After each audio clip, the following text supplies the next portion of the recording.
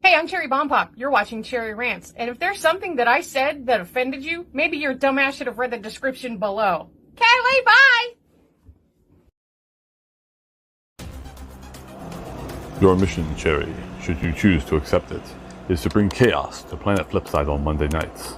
As always, should you or any part of the Bomb Pop force be caught or killed, the head of Ixie Squad will disavow any knowledge of your actions. This tape will self-destruct in 5 seconds.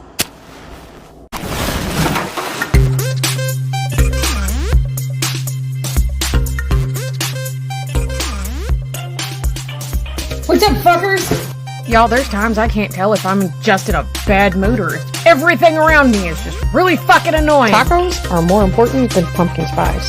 Oh yeah, I said that. You can fuck off. And when you get there, you can fuck off from there too. Then fuck off some more. Just keep fucking off. And when you get back here, go fuck off some more. And then fuck off again. I judge those motherfuckers on if they're an asshole or not.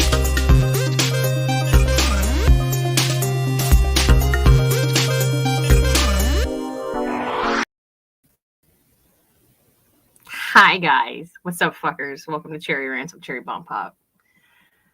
Tonight's going to be a little bit different. We're not ranting tonight. It's going to be story time. Today is a very, very highly emotional day for me. Today is the 16th anniversary of the death of my father. And it's never easy, and I know it's coming every year. It hasn't made it any easier. I found some kind of coping mechanisms, but some years are good, some years are bad, and some years are just meh. And this is one of those. I've actually done a lot better this year than I thought I would. Oh, I'm sorry that you would have rather been on Animal Crossing than your work function today, Mel.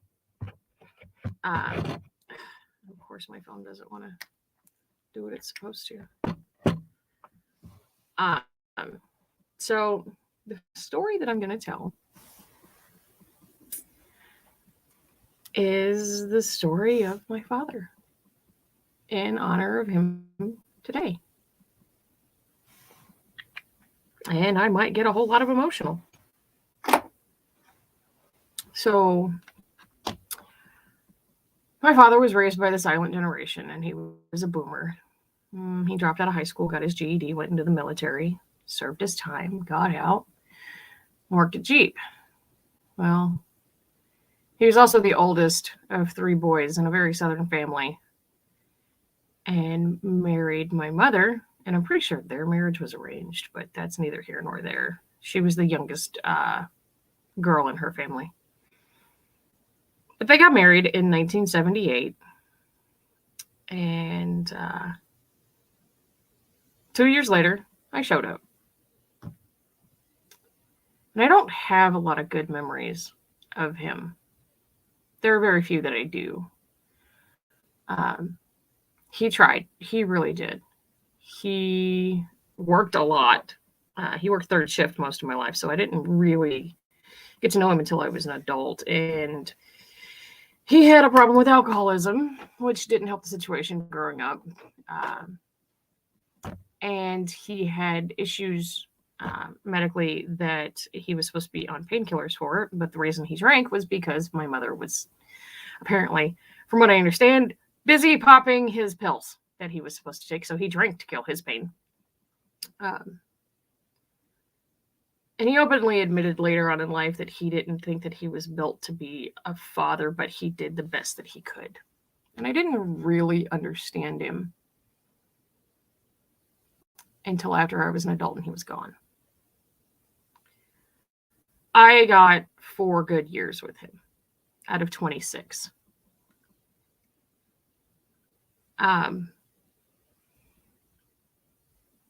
But he was still my daddy.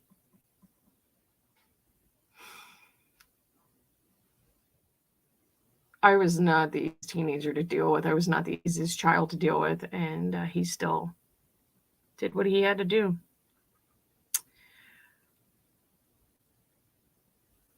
So in 2004, I got a phone call. He had a heart attack while he was at work at Jeep. And he worked the press, and before that he worked in the paint shop, but he was on the press at that point. And he had a heart attack, and all they had to do was put a stick in one of the valves in his heart. Well, not too long after he had the stent put in, he kept having issues with it, and they found out that he had cancer. They diagnosed it as lung cancer, but it started in between his lung and his heart. And apparently, according to other people, he knew that there were spots on his lungs for at least a decade before that and just never did anything about it.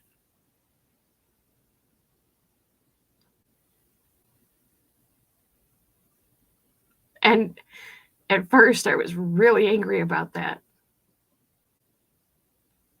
But later down the line, it made sense why he didn't do it, because I'm very much like that. So November of 2004, I had just moved to Arizona, and I got a phone call. And anytime this man said, "Are you sitting down?" you knew it was going to be bad. You fucking knew. And I answered the phone. I said, "Hi, Daddy." And he said, "Are you sitting down?" And I said, "How long?" And he said, "What do you mean?" I said, "How long have you known that you've had cancer?" And I didn't know. It was just the first thing that popped in my brain. And he said, "I just found out.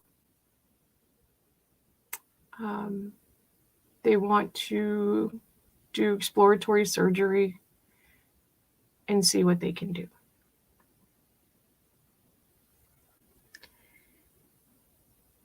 I said, "Okay."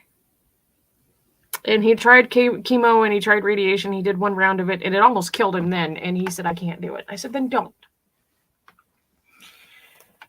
And he was very adamant about the fact that he was not going to take what he called the chicken shit way out, which was he was not going to unalive himself. He was going to fight. And he knew it was going to be one of the hardest fights he'd ever had in his life. And I offered to go home. And he said, "No." He said, "I want you to live your life."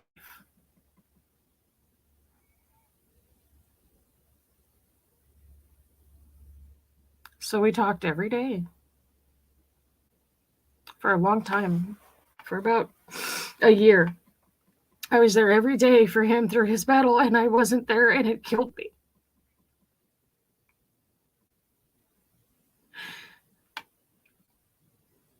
And I hadn't heard from him in about 3 days, and I didn't realize the time because I was busy. I had just moved back home in 2006. And he had his home line disconnected, and he had my papa's cell phone. And I was sitting at work. I had been home for 3 weeks. Now, every time I move, something within 3 weeks happens. It doesn't matter. It's always the third week that I'm there that something will happen. I got a call at work, and I worked in a call center. And it was the bridge, and they wanted to tell me that my sister needed to speak with me. And they put her through, and she didn't even get a word in. I said, "I'm already on my way out the door. I'm packing, and we're leaving." She said, "You don't even know what's going on." I said, "It's Dad. And he's dying." I wasn't wrong. Nobody had seen him in a week. And I had talked to him 3 days prior, but he didn't say anything was wrong. So the neighbors got a hold of my uncle, and my uncle went over, and my dad couldn't so much as get off the couch. He was in pain, and he was losing his battle.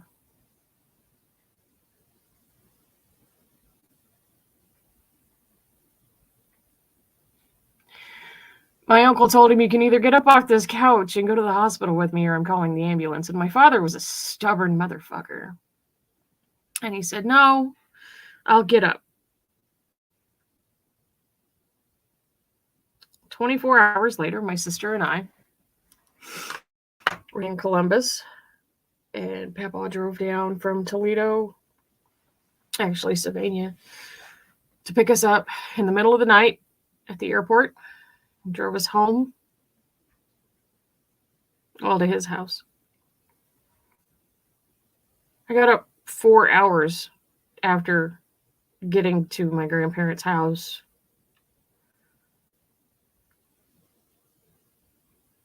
And I went to the hospital. My father was built like a brick shithouse. He was 6 foot. He had shoulders just as wide as he was tall, and he never weighed anything under 285 pounds my entire life. And the man that was sitting there was not my father. He was nothing. The only reason I recognized him was because of his voice.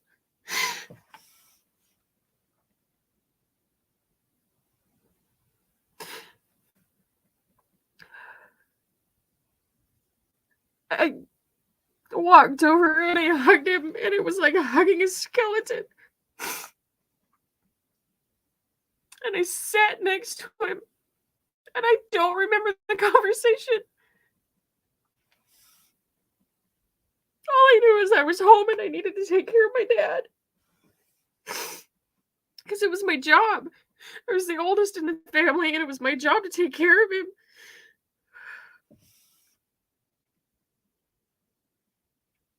So I talked to the nurses, and we got hospice set up for my grandparents' house because Dad didn't want to go to his house.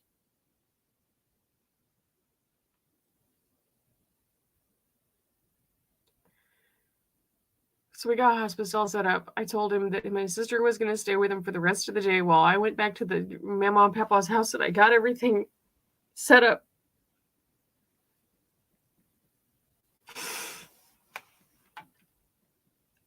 And my grandparents only had a 3-bedroom house. The 3rd bedroom was super tiny. It was used for storage. They had 2 living rooms, so we converted one of the living rooms into Dad's living space. I did not know that was going to end up being 2 of the roughest weeks I've ever had in my entire life, and I've been through some shit. They wanted to make sure that Dad was stable before they let him come home. He was severely dehydrated. They didn't know if he was going to so much as make it through the night by the day that I got there. They had gone through and they had done an operation 6 months beforehand, and they'd taken out the bottom half of his left lung.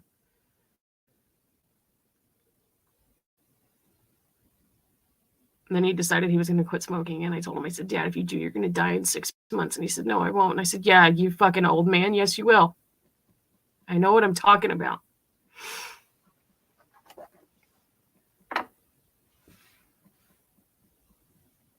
He didn't listen. Not that I'm advocating for it.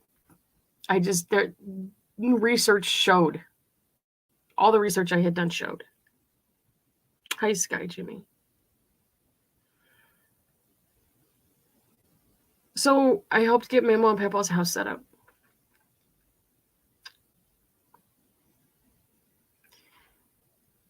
And I think it was 3 days later, they finally told him it was okay for him to go home. In the meantime, I needed to get over to his house to start going through his stuff because the hospital told us he is literally on his way out. And we knew. He had survived 22 months on nothing more than a medication that his doctors had given him because chemo and radiation almost killed him.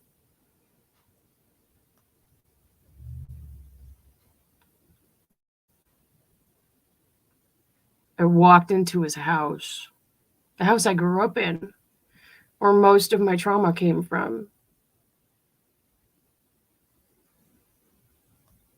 And I just wanted to turn around and walk away and burn it down. But there was so much in that house that needed to be gone through. So we started, my sister and I finally started going through the house. It was the first time I had seen my father's family in 10 years, and I didn't know how to react to them, and they didn't know how to react to me. It was tense. My sister just wanted to fight with everybody because, well, she was stressed the fuck out.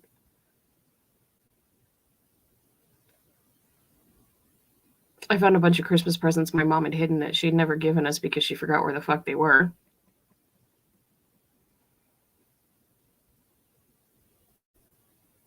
The amount of shit that man had, though. Fucking unreal.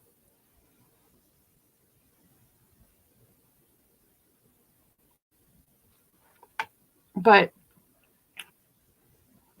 we knew we were on a time limit. And we were trying to get as much done as we could. Hi, Chrissy. So we did. We got as much as we could done. While still trying to take care of... I didn't sleep, I don't think, very much at all while I was there. We went in shifts. I remember there was a nurse that was there to give things like medications and things that we couldn't do as family members. But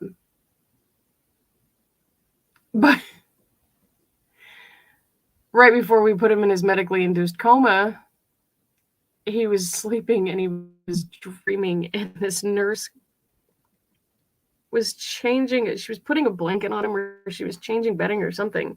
And he turned around and he spit on her.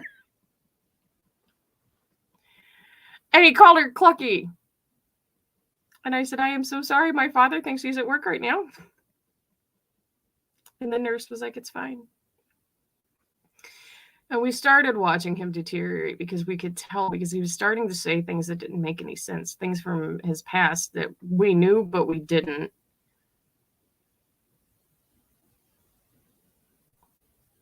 I remember my papa just wanted my sister to go to bed because she had been up for days. And she bucked up to him. And she turned around and she says, what are you going to do? Hit me? And I turned around and I said, no, but if you don't fucking go to bed, I will. Fuck. Dad's dying and you're trying to fight with Papa because you're mad about Dad dying. I get it. I fucking get it. Just go the fuck to bed. Go get some sleep. 7 days after he was home, we had to make the decision because I physically couldn't take care of him anymore, and neither could anybody else in the house. We literally had the entire family. I had aunts and uncles and grandparents and cousins and me and my sister coming in, and we just couldn't physically do it anymore, and we had to put him in a hospice home.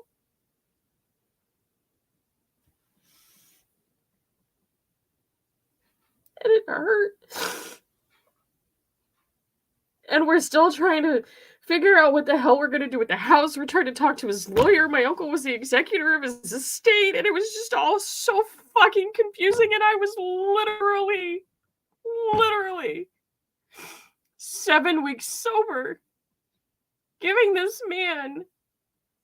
I had to show the nurse how to crush pills between spoons to be able to make a paste out of it with water to put along his jawline. And it was the fucking same pills that I was shoving up my nose 7 weeks prior to that. And I was open and honest, and I told her, she's like, well, do we need to keep this away from you? And I said, no. I might be a fucking addict, but I'm not going to let my father, who's dying of cancer, be in that much pain.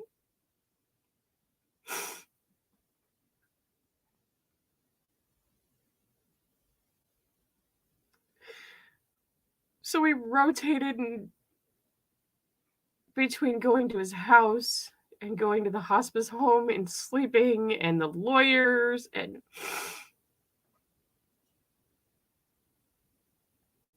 I did not know 7 days could feel so long. I had to get a copy of my birth certificate in all the middle of this because I lost my ID. I couldn't get back on a plane to go home if I didn't have an ID. My sister killed the transmission in my dad's car.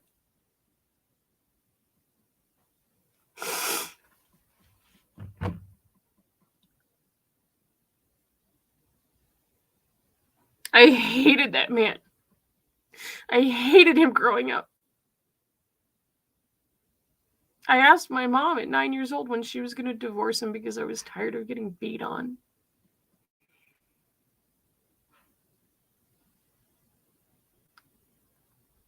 It took her 3 years. And then she blamed me for the entire thing. It was my fault. It was all my fault. Okay, whatever.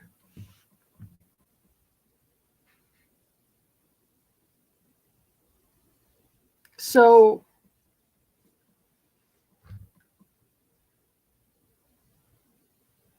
like I said, well, the reason why he and I didn't speak after I became an adult was because I got pregnant with my oldest, and he said, you should,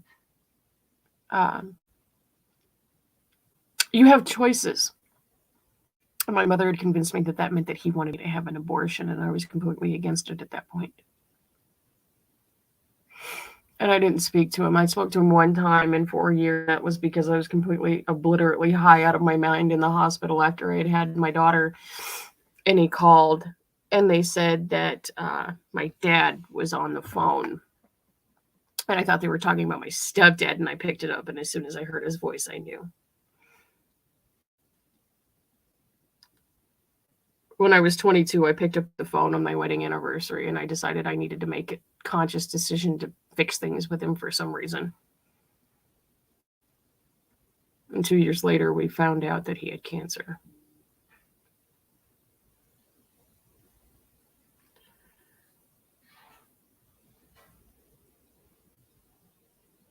And all of the insanity, all I wanted was for him to be okay and him to feel better.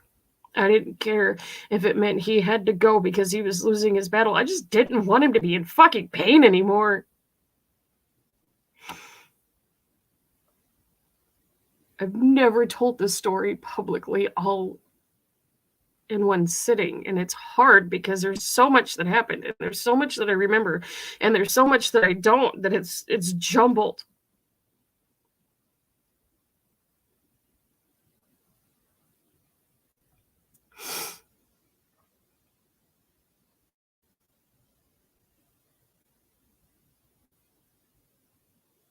I remember my mom's best friend trying to get a hold of my sister and I to see how we were doing. And I just stopped answering my phone. I was tired of answering it. I just wanted to be next to my daddy.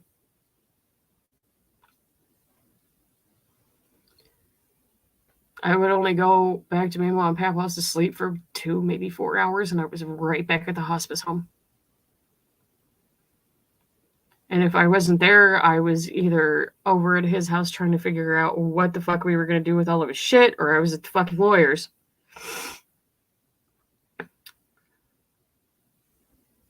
We ended up firing his lawyer because his lawyer decided he was retiring. And he was only going to take my dad's case on part-time because he knew me when I was a kid. And he knew that I was trouble. And he knew that I was just going to go blow my inheritance on shit. He had no idea.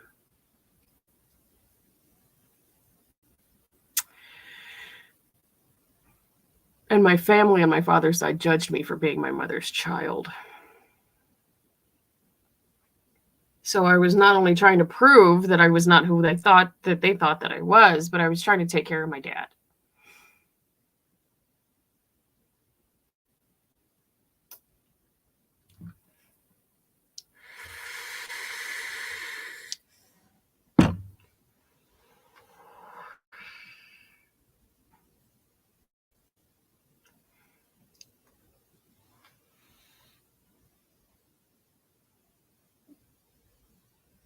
There was a computer outside of his room. Facebook was the big rage at that point. And I couldn't get the computer to connect to Wi-Fi for some reason. It wouldn't. So I didn't really have access to the internet.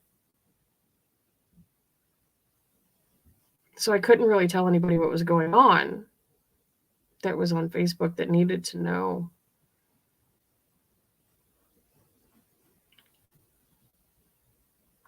And we knew that he had a DNR. He was very adamant about that. He was very adamant about after he retired. He told me 2 years before he got his diagnosis, when I retire, I'm gonna die. I'm just gonna die. Because I'm not gonna have anything to do. I told him, I said, get a fucking hobby. Pap off fishes. What do you want to do with your life? He said, nothing. I want to work. I said, then go get another job. He said, no, I've worked enough. But I want to work. But I don't. Then you guys wonder where I get my indecisiveness from.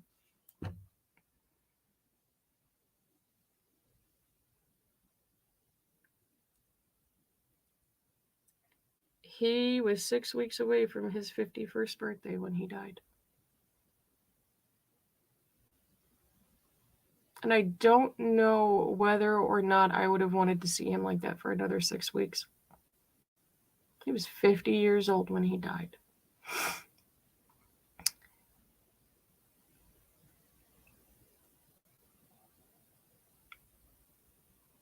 He was 47 when he had his first heart attack.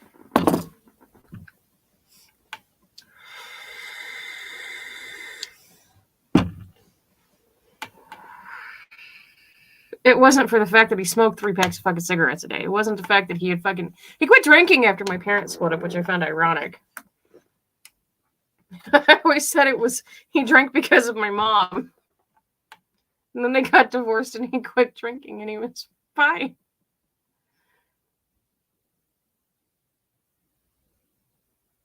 I think he knew.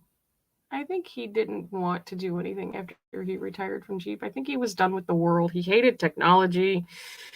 Oh, the rants he used to go. You guys think I can rant? That motherfucker could rant. But he lived up to his fucking name. He was one of those assholes. If he went into a store and they didn't have what he wanted, he would get somebody fired over it for no reason. He was that asshole. My father was the epitome of a brat. It was embarrassing.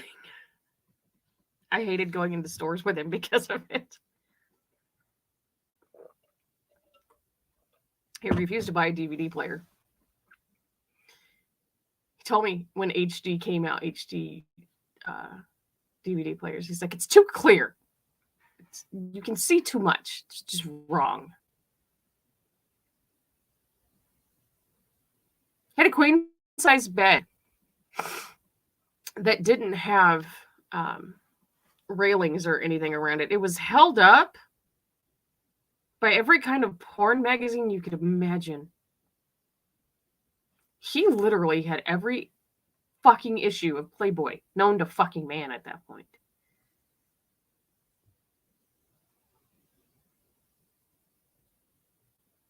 I was going through his closet. I found this bag. It was weird. It was crunchy, and I opened it up, and it was my hair. He had saved my hair from every time we had gotten it cut when it was long.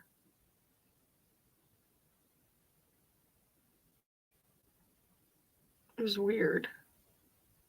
But at the same time, it was kind of heartwarming.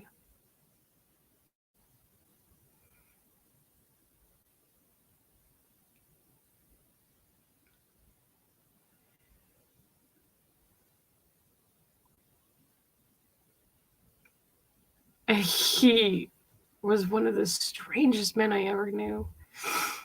He loved Billy Jack, and if you don't know who that is, you're just going to have to Google him. I swear he thought that's who he was. He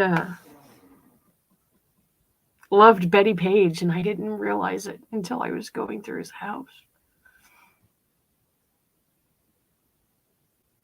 And Betty Page is one of my biggest heroes. I didn't realize that he was a fan of hers.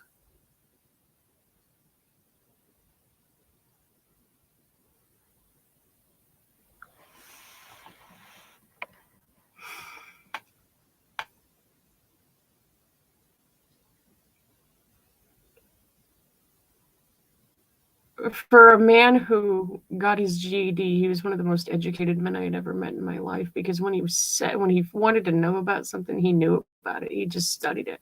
He was a huge history buff. He was a fucking pool shark.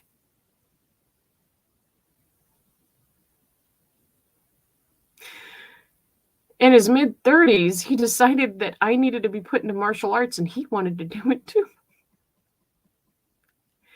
After having a beat-down, broken body, he decided that's what he needed to do.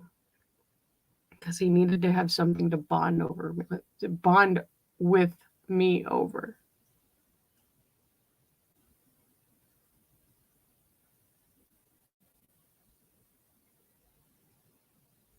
My mother swears that I was always a daddy's girl, even throughout all the abuse. I remember being yanked out of bed and waking up and the side of my feet hurting because he had pulled me out of bed and beat my ass because of some stupid shit my mom had told him that I had done. I remember hating him so much. Well, now I understand why he did what he did. He never judged me for my life. He never judged me for my addictions. He never judged me for drinking too much. He never judged me when my mom threw me in a rehab facility at 15 years old.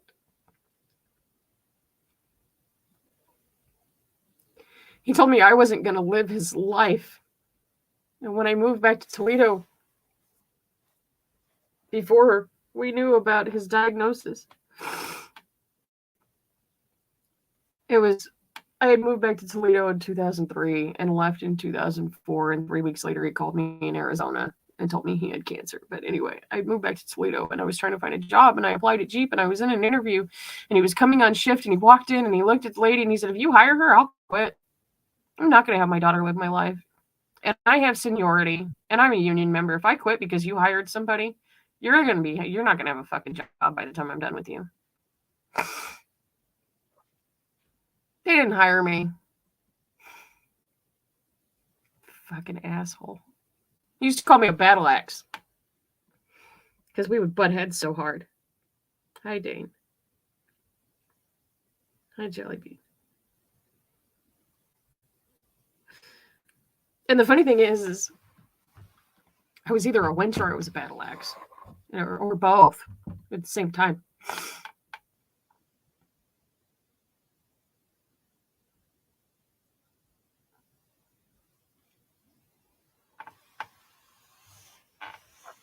People ask if it gets any easier when you lose somebody. And that's a very loaded question. It's been 16 years and I'm still like this. I'm still this little girl waiting for her daddy to come home.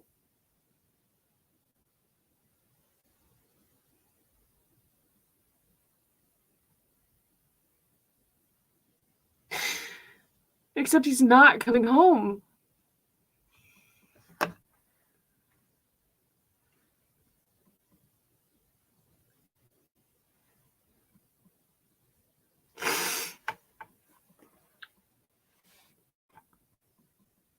We were all sitting around on the last day that he was alive, and I had looked down at his feet for some reason.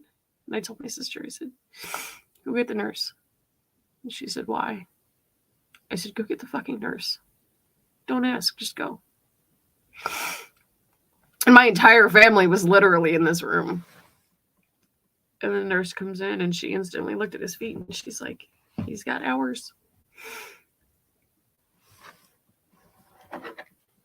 And I knew.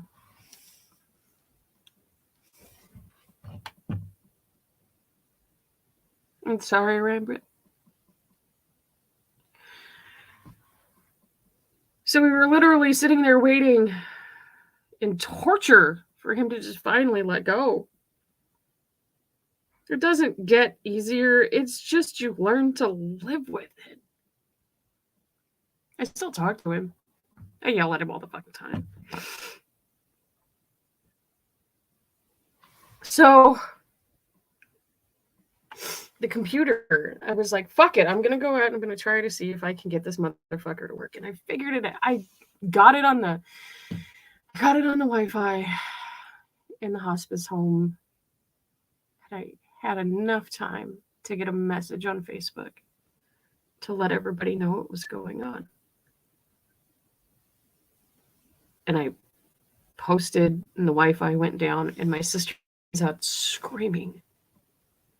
Now, mind you, we had fought against him as so much as being put on oxygen because that's the kind of person he was. He had a DNR, and he didn't want anything that was going to prolong his life, including oxygen. And we had to fight hospice because it was in his DNR. She comes out screaming, "Daddy's not breathing. Daddy's not breathing." I told her, I said, go get the nurse. It's time. And I walked in. And I made everybody get out of my way. And I sat down right next to him and I grabbed his hand. And I got as close to his ear as I could. And I told him, "Daddy, it's okay. You can go. We're going to be fine."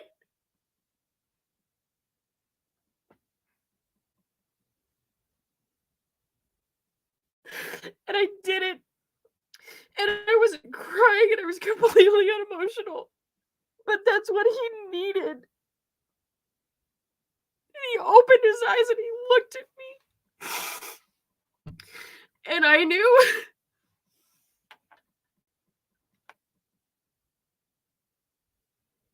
He closed his eyes and they didn't open again.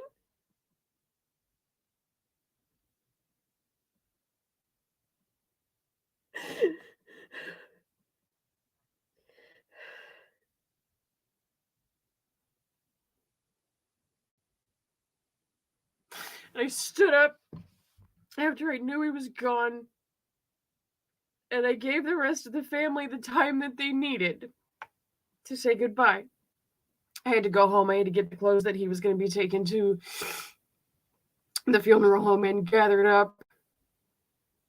I had to call people to let them know.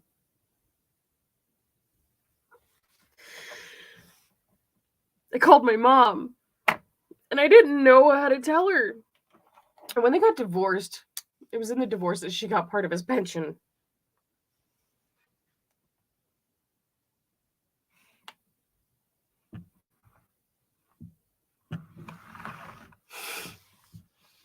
And I called her and I said, "Did you get the check for March?" And she said, "Yeah." I said, "Don't cash it." She says, "What do you mean?" I said, "You can't cash it. Jeep will come after you if you cash it." She said, "Why would they come after me?"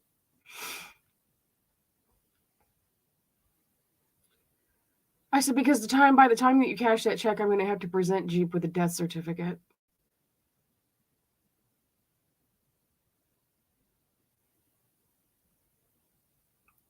And the words that came out of her mouth, they had been divorced for,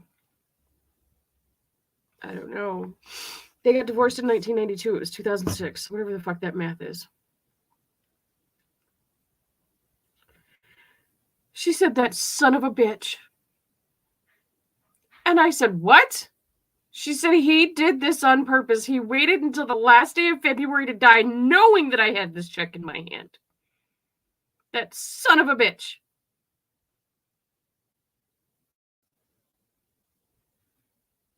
I hung up the phone. I didn't know what else to do.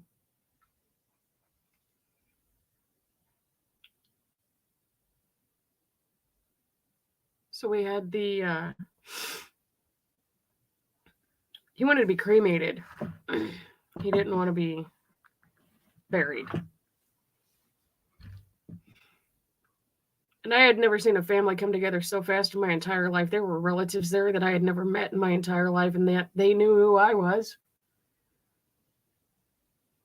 It's like the entire northeastern part of the state of Tennessee showed up in a funeral home one day. And they all knew him. I had to call people that I'd never met in my life. I just knew their names and let them know.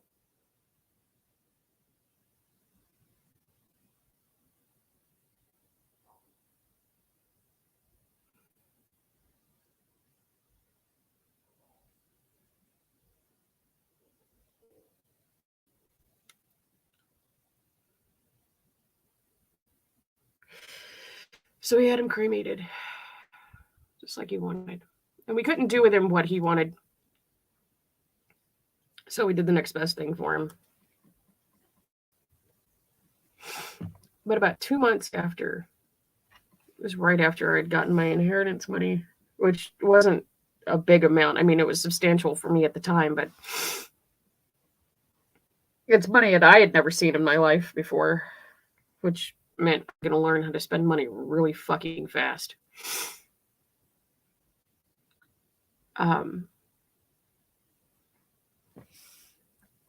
For some reason, I picked up the phone. Hi, Cece. And I called his house phone, of all things. And typically it takes about 6 months before they redistribute a phone number that's been disconnected.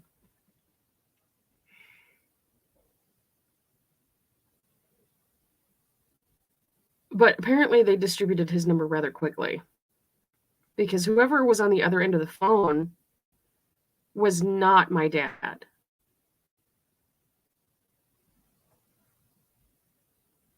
Because they said hello, and I said, "Where's my dad?" And they said, "Who's your dad?" And I said, "My dad is Brad." And they said, "We keep getting calls for him, but according to the paper, he died." Now, mind you, I went through the entire process with my father. I was there when he died. I knew he was dead. I hung up the phone and I lost my shit. I destroyed everything in my mother's house that I could. Literally everything. It was a good thing I got my inheritance so I could replace it all.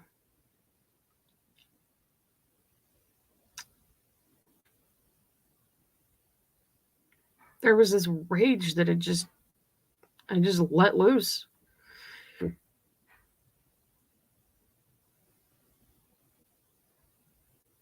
The first year was hell. It was absolute hell.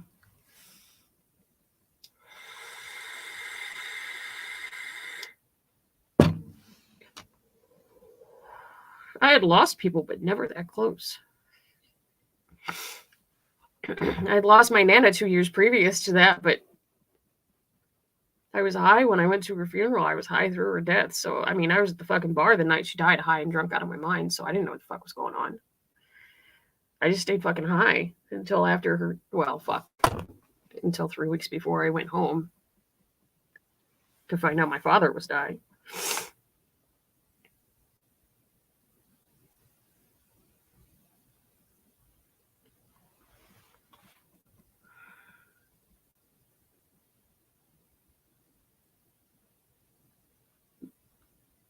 The 5-year was, I forgot what day it was. Somebody was really close to reminded me. She's like, "What's today?" And I was like, "I don't know." She said, "What's the date?" And I was like, "I don't fucking know." And I looked at my phone and I was like, "Fuck. It's Daddy's Day."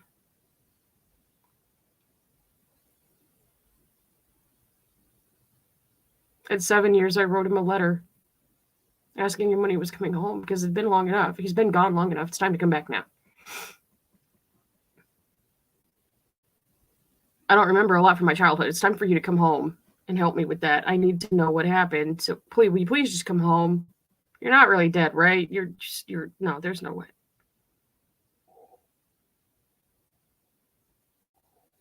The 10-year mark was the easiest for me.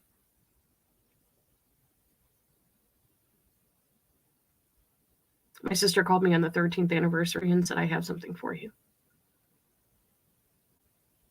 So I gave her my address and she sent me the remaining ashes, half of what she had left, because she had bought little urns.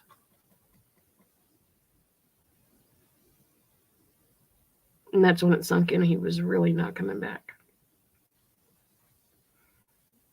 I used to have, when I would have nightmares, he would always come and be there to save me. And those stopped after a while, and I stopped hearing his voice. And then when I got the urn from my sister, it was like it started all over again. I don't see him anymore. I don't hear him anymore. The only reason I remember what he looks like is because half of my face literally looks like him, and I have some pictures.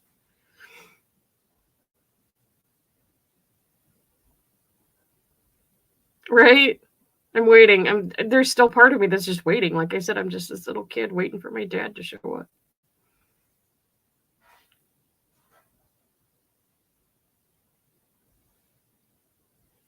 I started talking to him one day. It was probably about 2 years ago. And yeah, I pull the dead dad jokes all the fucking time. People start talking about, oh, your dad. And I'm like, he's dead in the living room. He lives in my living room on a shelf. I talk to him every fucking day. Well, how's your dad? Dead.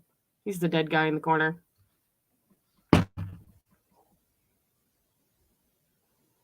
Sometimes I can almost remember his voice. Sometimes I can see blips of him just standing in a room. Sometimes Justin will say something in a certain tone of voice, and I think it's my dad, or he'll move a certain way like my dad did, and I'm like, what the fuck?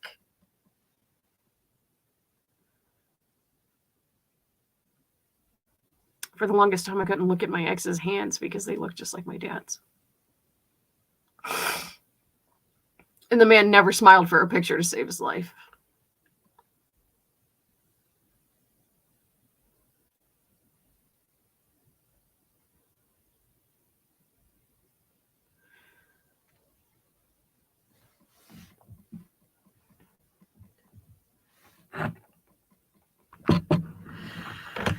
Officially,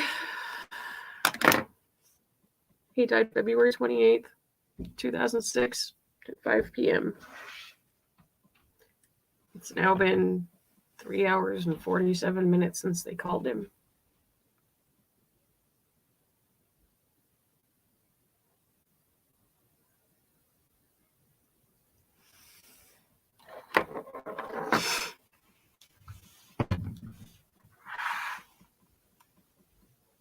Every year I go through this process of remembering everything step by step by what happened. And this is the first year that I'm having trouble. I'm almost struggling remembering everything that happened.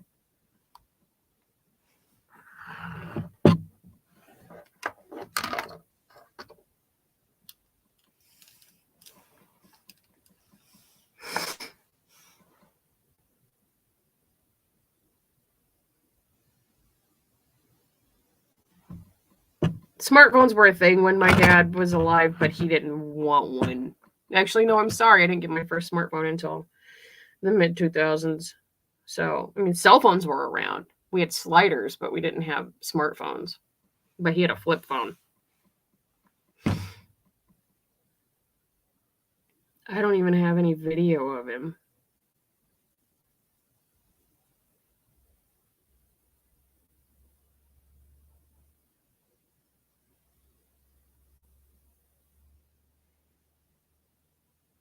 I know it's coming every year, Rabbit.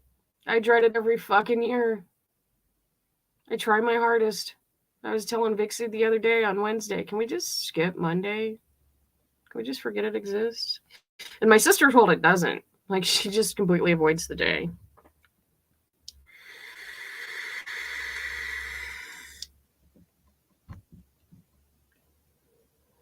But there's a saying that the dead don't live on if they're not remembered. And I want him to be remembered. I have pictures, but very few.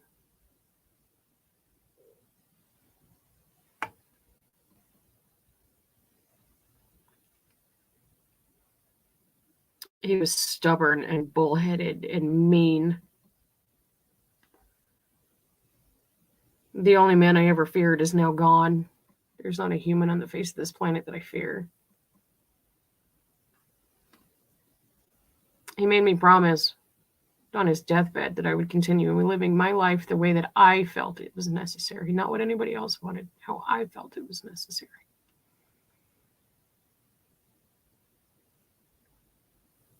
And I've been doing that since that day, for the most part.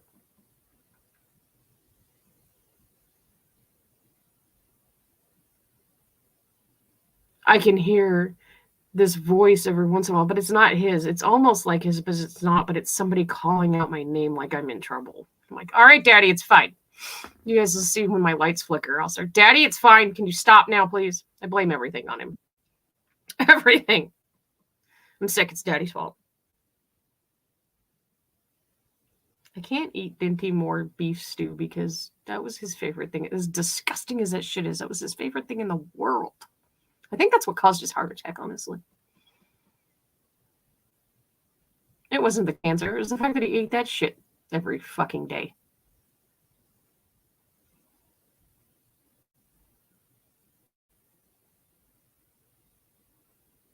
He didn't know how to be a father.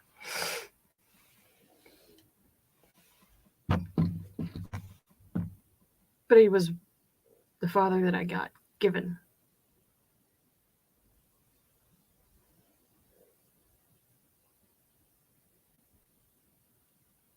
He's the father that I got taken away.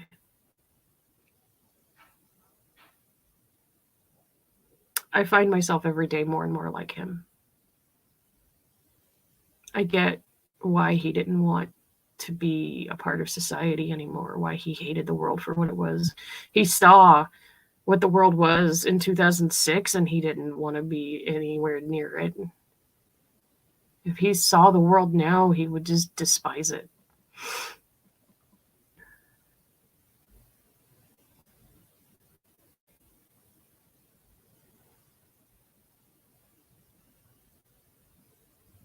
Daddy did not cook. I remember before my parents had divorced, I don't remember where my mom or my sister were, but Dad had come home from being at work, and I had got up and was getting ready for school, and I made him coffee because I knew he was coming home. And I put his coffee down when he got home, and he had this chair that he sat in. Came in, took his boots off, took his coveralls off, and he sat down. Told him, I said, I'll go get your coffee, Daddy. He said, okay. I put his cup down, and I looked up, and he was asleep.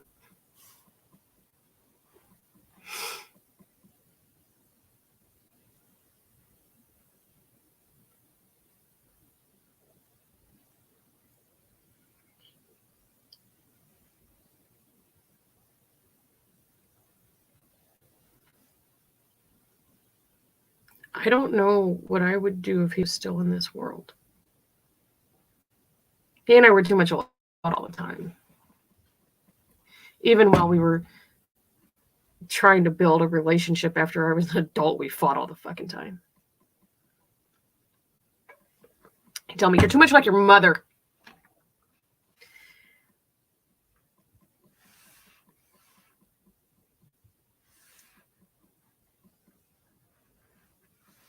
And I would tell him, shut up, old man. You're the one who married her.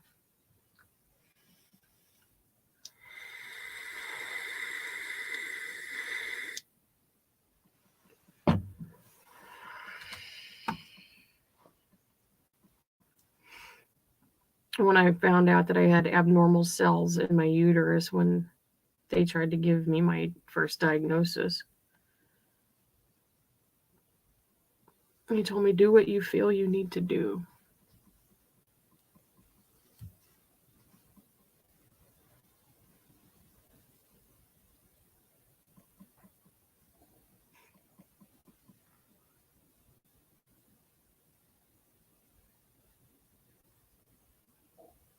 He would try everything he could to help me when he could, even for as much of an asshole as he was. It was like he was born in the wrong generation. He lived in the wrong time period.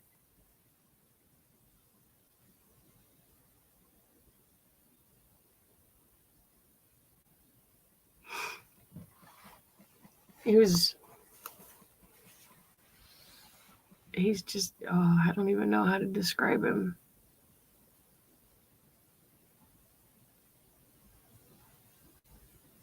He gave everything to what he was doing.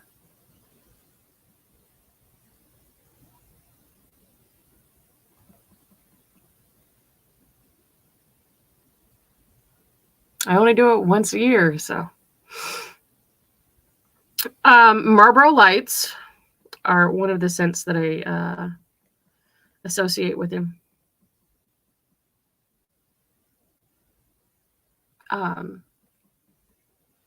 It's going to sound strange, but moldy basement, because the basement that we had in the house.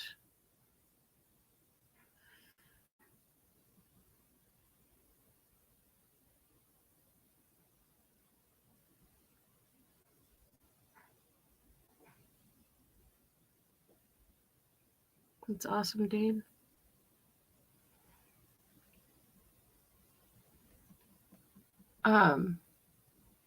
Winston's and the smell that black socks give off is Papa. And then Original Tide is Mama. And Dawn Dish Soap Original was Mama. Nana, there's a perfume, it's called Opium. And Grandpa Daddy was the smell of gunpowder.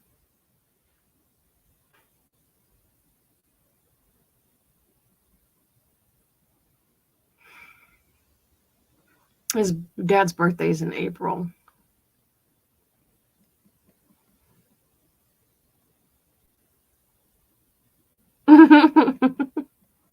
Pepsi. Pepsi is definitely something that reminds me of my dad, because that's all he ever drank. That's all I ever fucking drank when I drank soda. He hated going to restaurants that had Coke. He refused. He wouldn't even drink water. He's just bring me coffee then.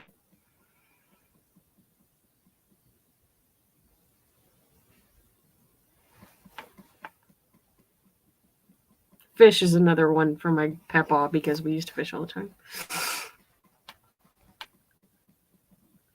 I almost didn't do cherry rants today because I knew how emotional I was going to get, but I knew I needed to get it out. And I want to thank you guys for being here. Thank you for listening to me turn into a babbling idiot about a man that I barely knew, that I'm getting to know more and more every day, even though he's not here.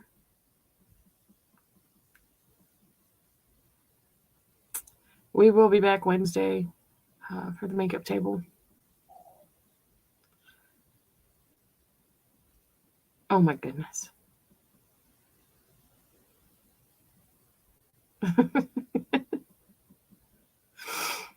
We are off tomorrow, but we will be right back Wednesday for the makeup table. And then we also have family game night and Minecraft with Gaming with Big C.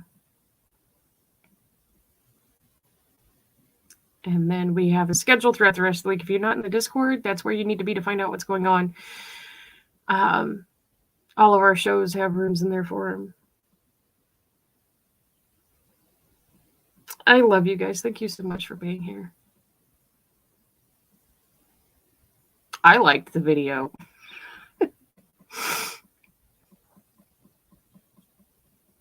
But I am going to go find something to eat now, because my spine is being eaten by my stomach. And I've got laundry to do. Anyway, you guys, thank you for being here. I will see you guys Wednesday for the makeup table.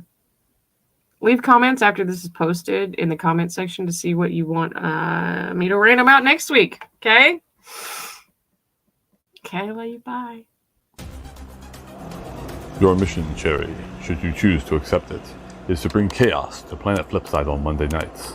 As always, should you or any part of the bomb park force be caught or killed, the head of Ixie Squad will disavow any knowledge of your actions. This tape will self-destruct in 5 seconds.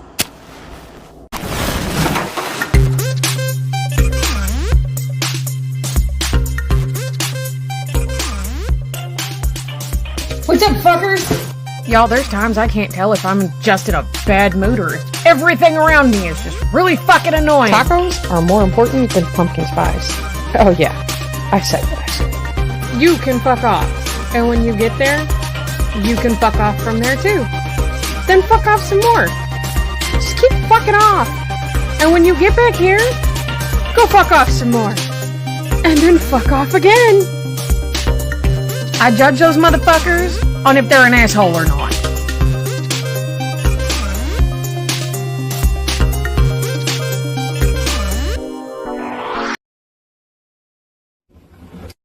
Hey, I'm Cherry Bomb Pop. You're watching Cherry Rants. And if there's something that I said that offended you, maybe your dumbass should have read the description below. Okay, bye!